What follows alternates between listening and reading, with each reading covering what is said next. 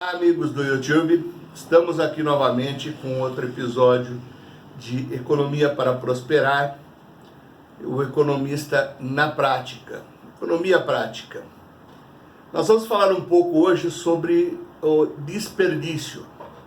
O grande problema do mundo é a alimentação, mas o que acontece é que se produz muito, mas se aproveita pouco. Vamos começar a analisar o seguinte: você tem um problema já na escolha das sementes, você tem outro problema no plantio, na irrigação, que vai fazer com que você tenha produtividade, de técnicas de agricultura que são técnicas avançadas. Sem isso você não tem produtividade.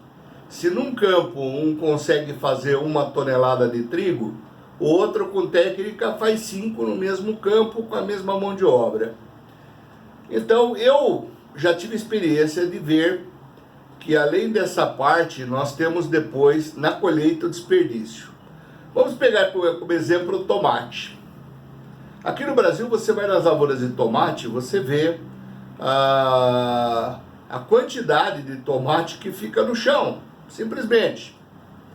Aí o que acontece? Você tem ali uma quebra de 10% que fica no chão. Tem uma outra quebra de 10 a 20% aí no transporte. Por quê? Porque não são cargas refrigeradas. O tomate deveria ser transportado numa cadeia fria. Assim como ele tem muitos outros produtos que deveriam ser transportados da mesma maneira. Então o que acontece? Você tem a perda depois no supermercado. Você tem a perda na sua própria casa. Então a perda é muito grande. E outros produtos, né? Vamos citar aqui no Brasil o coco. O coco, o pessoal toma a água de coco e joga fora a fibra e a polpa que tem dentro de coco, que são milhares de toneladas. Que é o que no final do dia? Um alimento.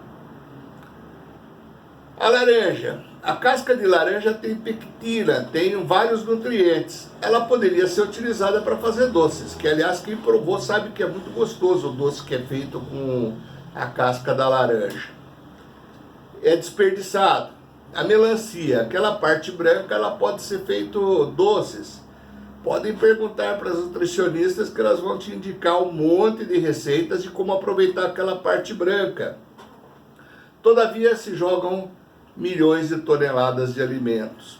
Então o problema está nessa cultura de desperdício e também que nós estamos avançando no mundo.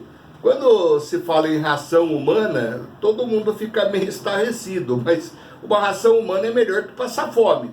Eu espero que alguém concorde comigo sobre isso, porque existe a possibilidade de industrializar e criar alimentos que estariam com essa pecha, com esse nome de uma ração humana, mas é um alimento no final do dia. Importante para todos nós, né?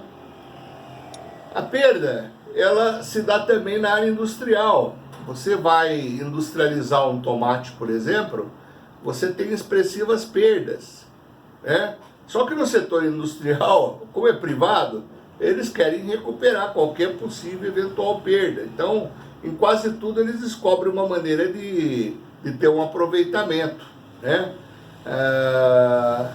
Então, isso daí faz com que você tenha menos perdas em empresas privadas. Mas, na sua própria casa, por força de falta de planejamento do que você compra, provavelmente você deve ter perdido, ou perde com frequência alimentos. Então, a primeira coisa que nós temos que ter, né, é essa cultura de saber utilizar os alimentos da melhor forma possível, aproveitar o todo do alimento. Vou citar um exemplo para vocês interessante. Eu estive na China e vi que eles fazem um corte do frango, tiram as penas e cortam o frango com osso e tudo, e frita. O chinês, até onde eu saiba, tem pouquíssimo problema de cálcio. Por quê? Porque ele comeu o osso da galinha, lá tem o cálcio. Aqui nós jogamos fora. O brasileiro não gosta muito de comer miúdos do boi, é difícil. Então você tem perdas disso também. Como eu falei, como é industrializado, tem muita coisa que eles conseguem segurar, mas não é da cultura.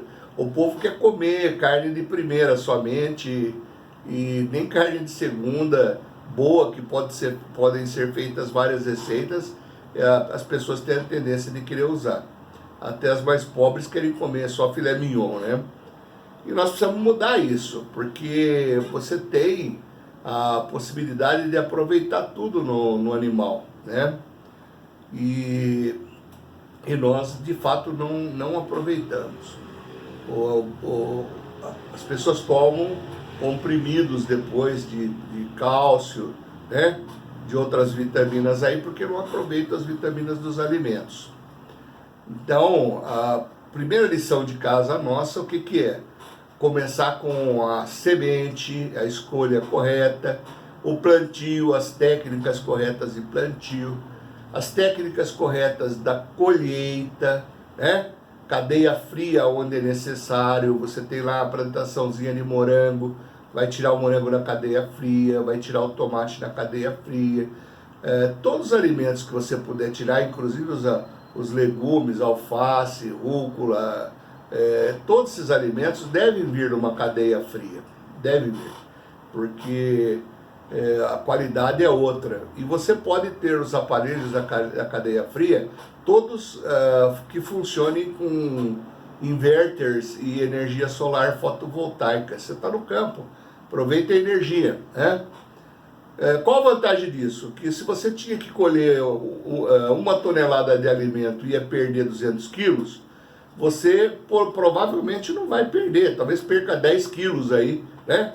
Que eram 10 quilos que amassou, aconteceu alguma coisa e você perdeu mesmo. Mas a tendência, usando a cadeia fria, é de aproveitar tudo. Aí, ter formas eficientes de transporte. Se vai para a indústria, vê a embalagem correta que deve ir o alimento, para que não chegue lá amassado, né?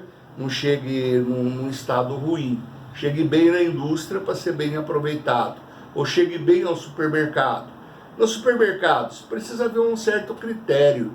Eu vejo muitas vezes frutas que estão já com sinais de fungos junto com frutas boas, né? Isso faz com que estraguem as outras frutas. E outra, existem técnicas de eliminar esses fungos. É química, mas pelo menos não perde o alimento, né? E outra, normalmente fica na casca. Então você evita que o fungo propague, melhora a qualidade do alimento e não atinge dentro o alimento, né? Uma laranja que você passe o antifúngico ali, ela não vai estar dentro do fruto, ela vai estar fora, né?